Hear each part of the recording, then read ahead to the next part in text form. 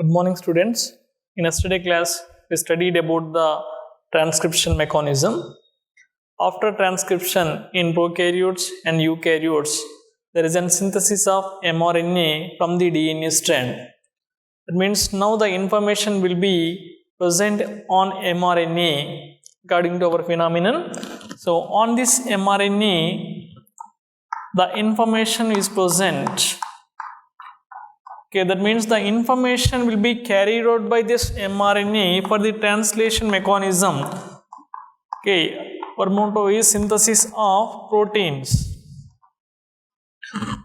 So for that, from the DNA, we synthesize mRNA. So the stored information will be carried out by this mRNA, and at last there is a synthesis of proteins.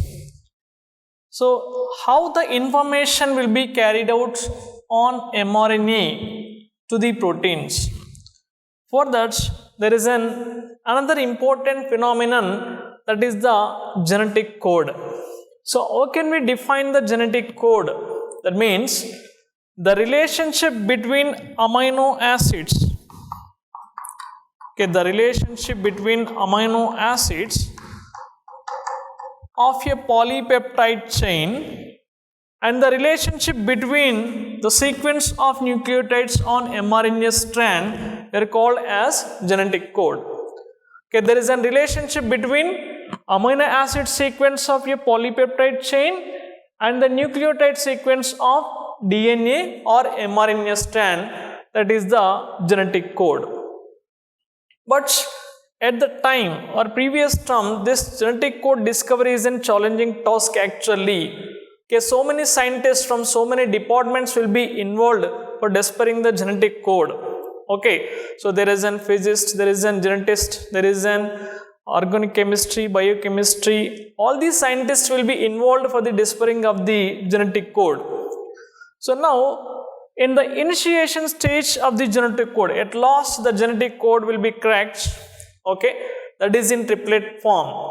So before that, how many scientists worked on this genetic code? First, the scientist George Gamow,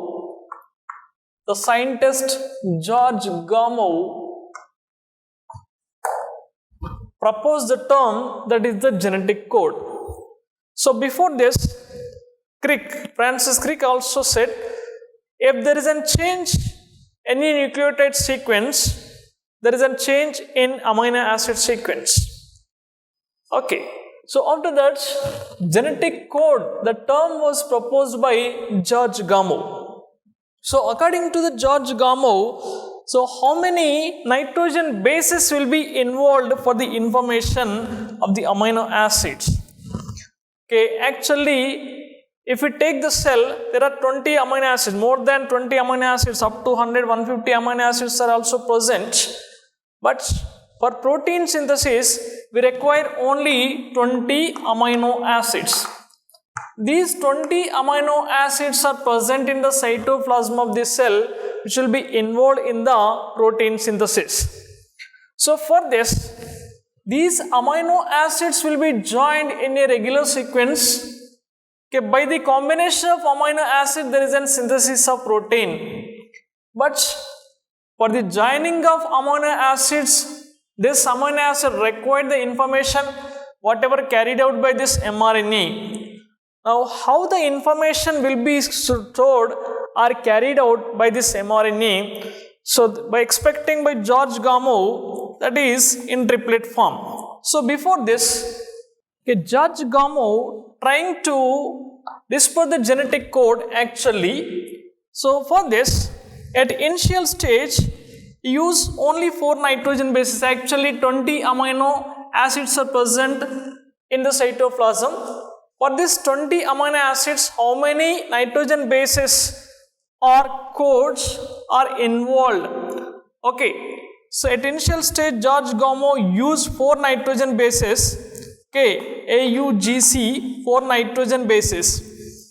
Okay, in these 4 nitrogen bases, if they expect 1 nitrogen base code for 1 amino acid, okay, 1 nitrogen base code for 1 amino acid, that means only 4 nitrogen bases are here. Okay, A, U, G, C are the 4 nitrogen bases. These 4 nitrogen bases indicate only 4 amino acids. Only 4 amino acids. But in the cytoplasm of the cell, there are 20 amino acids. By this, only 4 nitrogen bases indicate 4 amino acids. That means the codon is insufficient. Okay, so these 4 nitrogen bases does not indicate the 20 amino acids. It will be insufficient. Okay, at the singlet code is not enough. And next stage, you use the doublet code. Okay, you use doublet code. So that means 2 adjacent nitrogen bases if indicate 1 amino acid. Okay, if 2 nitrogen bases indicate 1 amino acid, that means 4 into 4, only 16 codons will be available. Okay, if the codon or the nitrogen bases are 2, if the adjacent nitrogen bases combination is 2, there is only 16 codons will be available, but the amino acids are the 20 amino acids. Okay, total 20 amino acids. If they use that is doublet code, then he get only 16 codons. This 16 codons also insufficient for indicating the 20 amino acids. At last he used triplet code. So the triplet code means 4 into 4 into 4, that is 64. Okay, when he used the triplet code, that means 3 nitrogen bases indicate 1 amino acid. So that means nitrogen bases if indicate 1 amino acid, that is in the triplet code form. 3 nitrogen bases indicates, these 3 nitrogen bases indicate 1 amino acid. That means whenever he used the triplet code, 64 codons will be available.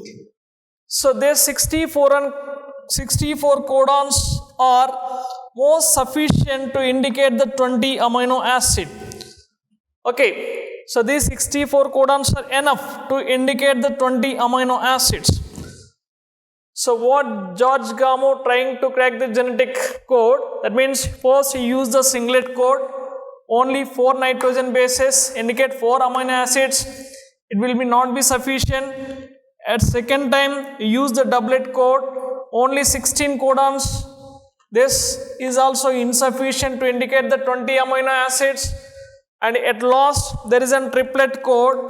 When he used the triplet code, total 64 codons are synthesized. These 64 codons more than enough to indicate the 20 amino acids. So this is the proposal of genetic code by George Gamow. But we require an experimental proof. So this experimental proof was discovered or the proved by Marshall Nirenberg and Mathai. Okay, Nirenberg and Mathai, Hargobind Khurana. So these scientists trying to decipher the genetic code. Okay, actually Hargobind Khurana synthesized a artificial mRNA. Okay, Hargobind Khurana synthesized artificial mRNA by using well-known nucleotide sequences. A synthesized homopolymer and copolymers by using one enzyme, that is Severo-Okhah's enzyme. Severo-Okhah's enzyme. So this is polynucleotide phosphorylase. Okay, for the synthesis of artificial mRNA, there is an use of Severo-Okhah's enzyme, that is polynucleotide phosphorylase. So this polynucleotide phosphorylase is also helpful in the synthesis of mRNA. Okay, this Hargobind Khurana discovered the homopolymorphous RNA, copolymorphous RNA. So this discovery, based on this discovery, Nirenberg, Mathai proved an experimental proof for the genetic code. But this Nirenberg and Mathai used cell-free system. Cell-free system. Cell-free system means outside of the cell, whatever the requirement of protein synthesis, so those all requirements just provided outside of the cell. Okay, by this, Nirenberg and Mathai used an artificial manner without independent manner. Okay, Hargobind Khurana also created an mRNA without independent manner. Okay, so then in cell-free system, he took mRNA outside of the cell. Okay, in this mRNA, he used only one nitrogen base, that is uracil. Only one nitrogen base, that is uracil. Okay, so whenever he used homopolymer, this is polyU-tail. Okay, poly-U chain, actually only one type of nitrogen base is present on mRNA strand, homopolymer.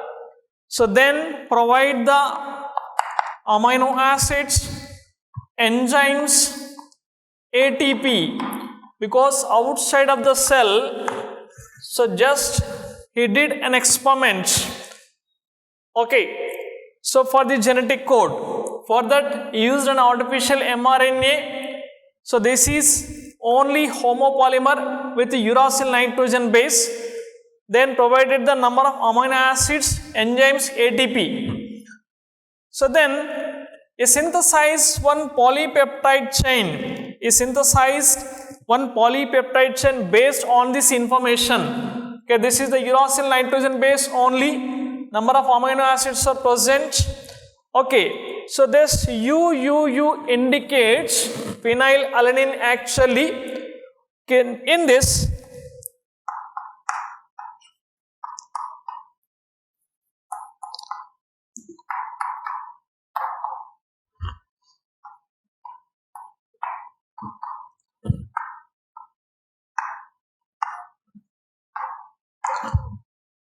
okay, that means 1, 2, 3, 4 are in triplet form actually. So these triplet codon, okay, or codon, each codon is in triplet form, indicate one amino acid, that is UUU indicate phenylalanine. This is also indicate phenylalanine. This is also indicate phenylalanine. So this is also indicate phenylalanine. So based on this, okay, he did experiments by using another nitrogen bases also. Okay, at last he used copolymers and cracked the genetic code, that is in triplet form. Okay, whenever he used the homopolymer in cell-free system, okay, that is UUU. So here 1, 2, 3, 4, 5, 6, 7, 8, 9, 10, 11, 12. 12 nitrogen bases, those are uracil. So these 12 nitrogen bases synthesized, this is one amino acid, this is second amino acid, this is third amino acid, fourth amino acid. Only 4 amino acids will be synthesized. That means one amino acid indicated by one triplet codon which are present on mRNA. That means 3 adjacent nitrogen bases indicate one amino acids, that is phenylalanine. So only uracil is present, that's why all are phenylalanine. After this, they also did by using another nitrogen bases, copolymers, at last crack the genetic code, that is in triplet form. Okay, so now you see the genetic code. So based on this, actually there are 64 codons. Okay, these are the 64 codons. These 64 codons are present in mRNA. In these 64 codons, 61 codons are indicate amino acids. 3 codons does not indicate any amino acids. Those codons are the nonsense codons. Those codons are the nonsense codons or the stop codons. Okay, in these 64 codons, 61 codons indicate amino acids. 3 codons does not indicate any amino acids. So those are the nonsense codons or the stop codons. In these 64 codons, just you see stop codons. UAA is the stop codon. UAG is the stop codon. UGG is the stop codon. Okay, UAG, UAA, UAG, UGA. So these are the stop codons actually.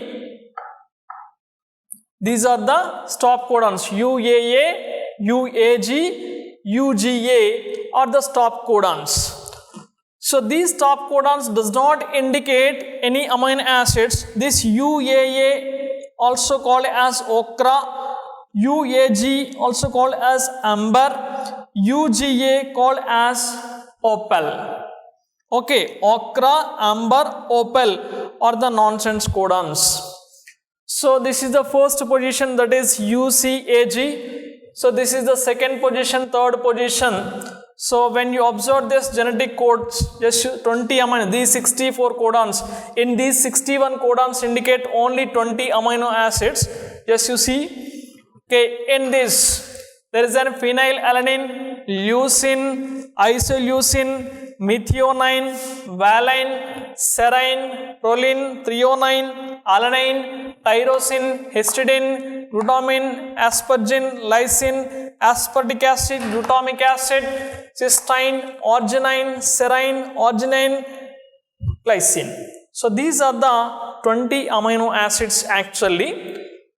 So just you see this box, last sequence UCAG is the common. In all boxes UCAG is the common. Okay, first you put like this, UCAG, UCAG, UCAG, and first letter, this is a U, so that's why U is the first, and middle, if it is U, you add U, if it is C, C, if it is A, if it is G, G, like that you write the 64 codons like this. Okay, first you write in all boxes, that is UCAG is the sequence. So UCAG, UCAG, UCAG like this. Okay, and the first sequence depend upon this letter. Okay, so this is U, this is U, U, U. So based on the box nitrogen base, middle U, middle C, A, G, like this. C, C, C, C, again U, C, A, G, now A is the common, again U, C, okay, A, G, like that, total 61 codons. Okay, last one is the common in all boxes, UCAG, UCAG, UCAG. If you selected U series, the U is common in all the boxes first. If you select the second, C is the common. If you select A is the common. G is the common. Based on this, just you keep it in middle. Okay, this is very simple logic actually to crack the genetic code or write the genetic code of 64 codons. Okay, so in this, these are the nonsense codons, does not indicate any amino acids. Okay, so in this, what are the features of this genetic code? So some of the features of this genetic code, just you see here, triplet in nature. I already said, Nirenberg, Mathai cracked the genetic code, deciphered the genetic code. So the message will be carried out by in triplet form. That means 3 adjacent nitrogen bases combined we are called as one codon, that is in triplet form. Okay, so triplet in nature, all are triplet in nature. Each codon Okay, total how many codons? 64 codons. So in this only 61 codons indicate amino acids. 3 are the nonsense codons, does not indicate any amino acid. Just keep it in mind, very important. Okay, and universal. Okay, universal means there is no exceptions. You take any bacteria, fungi, human beings, all the living things. So one codon indicate one specific amino acid. Suppose there is an AUG. AUG indicate methionine. This is the universal. Okay, but in bacteria there is an formyl group added, actually formyl methionine. So this AUG indicates methionine, in prokaryotes formyl methionine. So this is the universal actually. Okay, there are some exceptions in mitochondrial. Okay, so in this AUG also act as an initiator codon. Okay, in protein synthesis, AUG plays or initiate the translation mechanism. That means AUG indicates methionine. AUG is the starting codon. Okay, so this is the universal.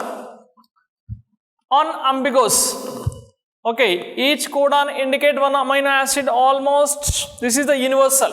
We take anything. So this AUG indicate methionine, GUU indicate valine. Okay, unambiguous. Always one codon indicates one particular amino acid. Okay, one codon indicate one particular amino acid. So never one codon indicate different amino acids.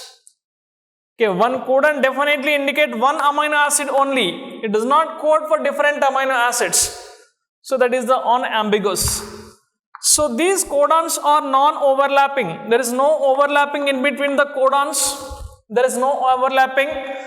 So there is no punctuation actually. That means the codons of the nitrogen bases are arranged in continuous fashion without any commas, full stops. Okay. Then there is a degeneracy of genetic code. Degeneracy of genetic code means in these 61 codons are present. In the 61 codons, these 61 indicates only 20 amino acids.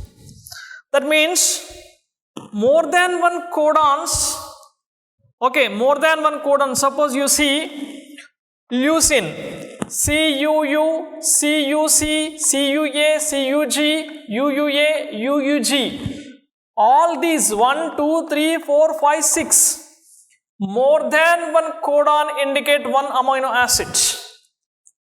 Okay, more than one codon. UUA indicate leucine, UUG indicate leucine, CUU indicate leucine. Okay, that is the degeneracy principle. Okay, in these 61 codons indicate 20 amino acids, it's okay. But only 20 amino acids, that means only 20 codons will be required. So for that is the reason more than one codon indicate one amino acid. Okay, that means leucine indicated by 6 codons. Okay, leucine indicated by 6 codons, just you see valine 1, 2, 3, 4. Okay, so indicated by 4 codons like this. Okay, more than one codon indicate one amino acid.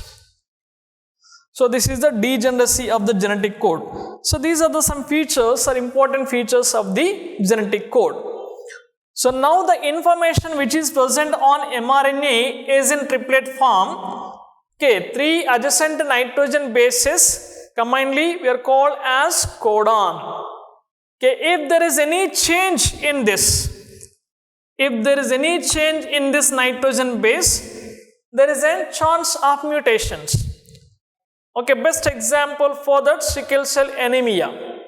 Okay, if there is a change in amino acid sequence, then there is a change in the shape of the red blood cells. Okay, so that is a point mutation. Okay, mutations also occur by the change of amino acid sequence or by the change of amino acid sequence based on the mRNA nucleotide sequence. Okay, so this is mutations we'll discuss in the next step. So this is the genetic code. After we'll go for the translation mechanism. Okay. Next, translation. Before we enter into the translation, already we discussed about the transcription.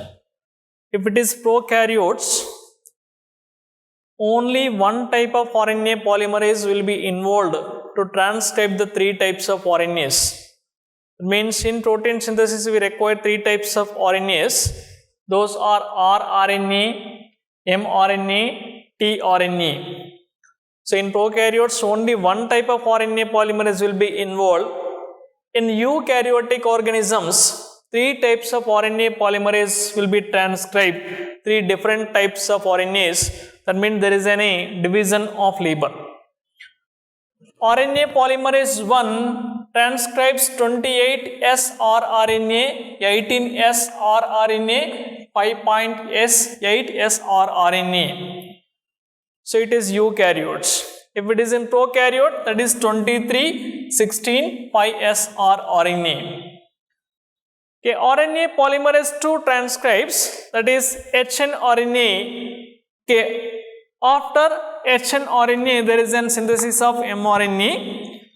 Okay, RNA polymerase 3 transcribes tRNA, 5sRNA, snRNA.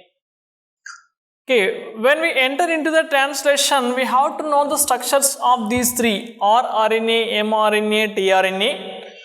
Okay, first rRNA. So this is the ribosomal RNA actually. It constitutes 70 to 80% of the total RNA. Okay, it constitutes 70 to 80% of the total RNA. So the combination of rRNA or the ribosomal RNA actually, okay, rRNA and proteins, rRNA and proteins, there is an ribosome. Okay, there is an ribosome. So this rRNA occupied the most space actually. So in this, if it is prokaryotes,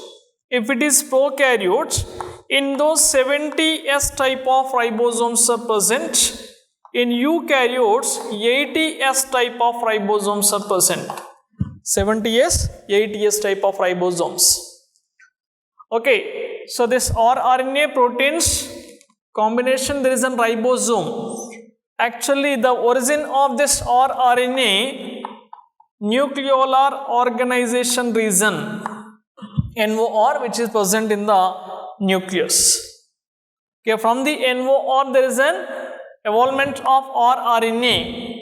By the combination of protein, there is an ribosomal factory or engine of the cell. So this ribosome consists of two subunits actually, one larger subunit and one smaller subunit. So this is in prokaryotes 70S type of ribosomes, in eukaryotes 80S type of ribosomes. So this 70S type of ribosomes we also find in mitochondria and chloroplast. So in this 70S type of ribosomes, 50S plus 30S subunits are present. 50S plus 30S subunits. Okay, larger subunit, smaller subunit. So S means sedimentation coefficient actually. So this is the density or the measurement of the ribosome, that is a Swedberg unit. So this Swedberg unit is measured based on the sedimentation coefficient.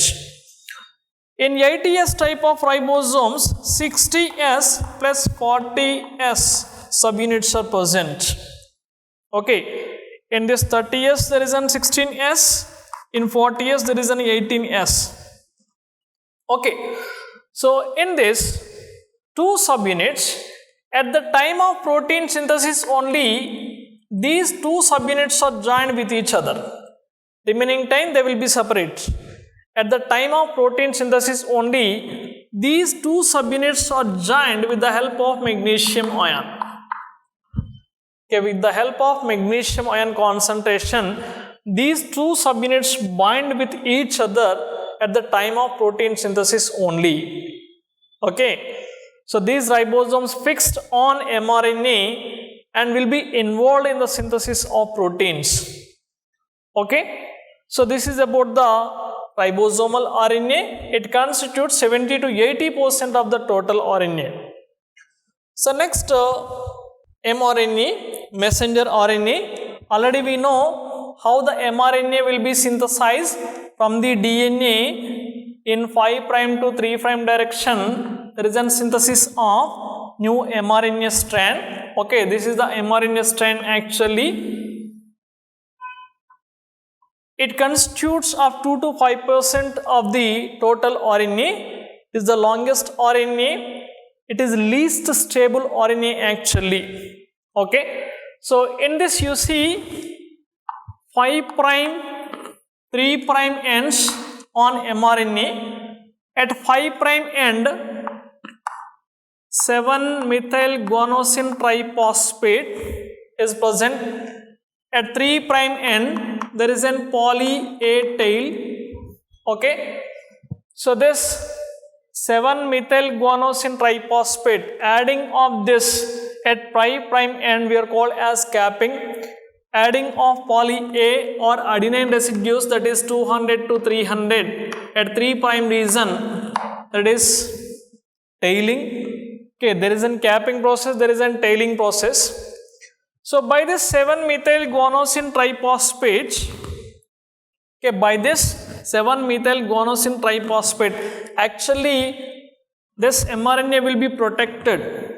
Okay, so this guanosine triphosphate will be helpful to association, helpful in association in between the ribosome and mRNA. Okay, based on this only this mRNA binds with ribosome. Okay. This poly A are adenyl residues. So whenever the mRNA synthesized in the nucleus, so this mRNA transported from the nucleus to cytoplasm with the help of this poly A tail, and also it gives the stability. Okay.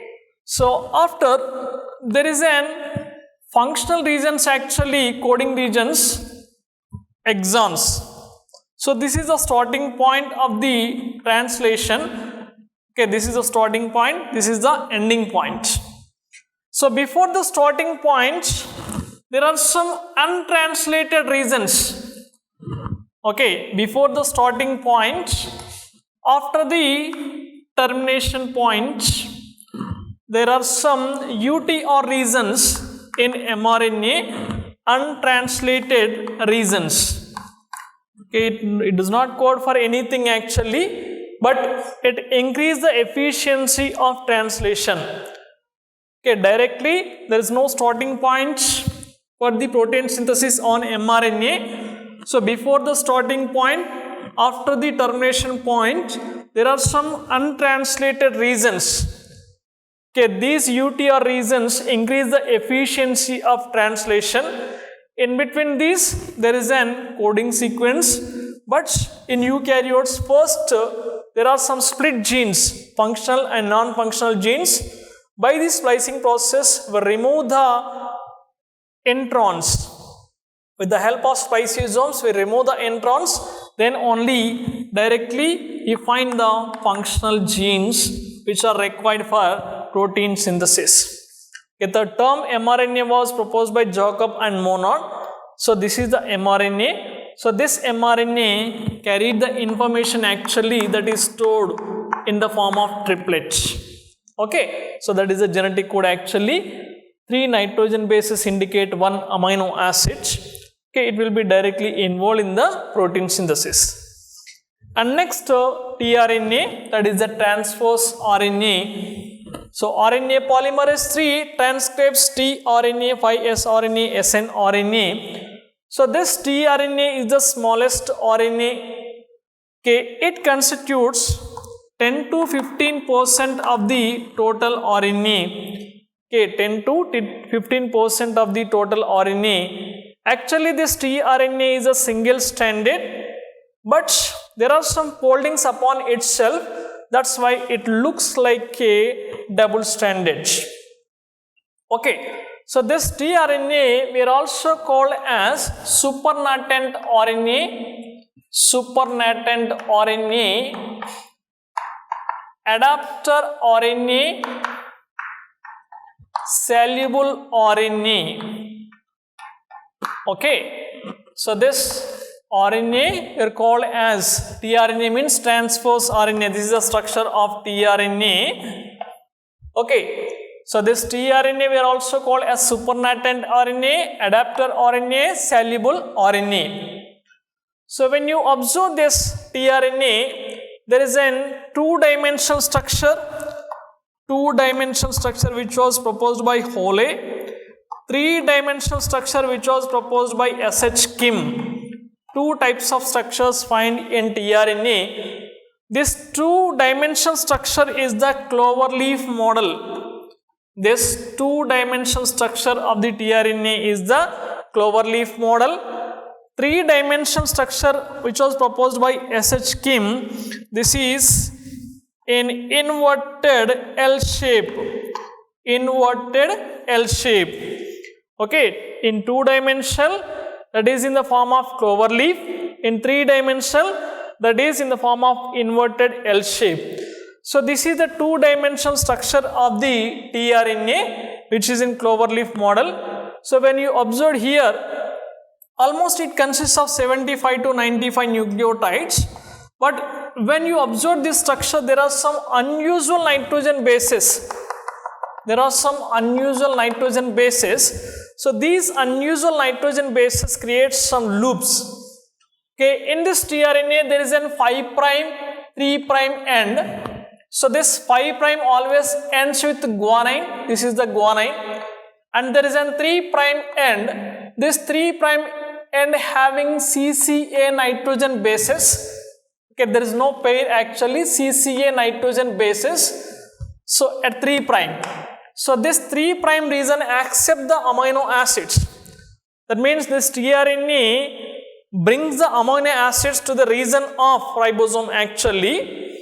Okay, for this there is an acceptor arm in this tRNA. So at 3 prime region at CCA end, there is an association of amino acids. Okay, so this is the amino acid acceptor arm. Now there is an dihydrouridine arm, T-Cy-C loop, and there is an anticodon. First, opposite to the acceptor arm, exactly opposite to the acceptor arm, there are 3 nitrogen bases actually. So this region we are called as anticodon. Okay, when the tRNA brings amino acids to the region of ribosome, first it reads the codons of mRNA. That means this anticodon reads the sequences of mRNA, then only it releases the amino acid on the ribosome. Okay, exactly opposite to the acceptor arm, there is an anticodon. So this anticodon reads the sequences of mRNA, okay, based on the complementary base pairing. Okay, so there are some additional loops. So there is an dihydrouridine loop, T-Cy-C loop. Okay, this dihydrouridine loop having 8 to 12 nitrogen bases, T-Cy-C loop or the pseudouridine loop having 7 bases. Okay, there is no base pairing actually in this. These are the unusual nitrogen bases. So this pseudouridine loop is the recognition site of ribosome in translation. Okay, it is the connecting link of the ribosome in between tRNA and ribosome. This is a connecting link. Pseudouridine is the connecting link. Okay, then there is a dihydrouridine loop. So this dihydrouridine loop activates or the recognized amino acyl synthetase enzyme. Okay, amino acyl synthetase enzyme which will be recognized by dihydrouridine. Ribosome site which will be recognized by this pseudouridine loop.